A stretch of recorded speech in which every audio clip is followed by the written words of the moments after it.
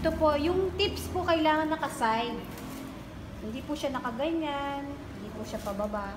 Kailangan ganyan. Tapos pag nag-pipe, kailangan po hindi nakadikit yung icing tips dito sa ating cake. Kailangan may konting allowances, palalabasin nyo yung icing, iikot nyo po siya.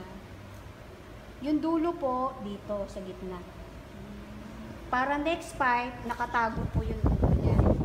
So, mag-i-start kayo, one finger lang po dapat yung allowance. Hindi po pwede yung dito, kasi masyado na siyang malayo. Kailangan one finger lang. Tapos, ganun ulit. Sa gitna. Ganun po. Para po, less yung uwang. If mag-overlap, okay lang po. Katulad yan, overlap. Mas maganda, mas pino. Isa pa po.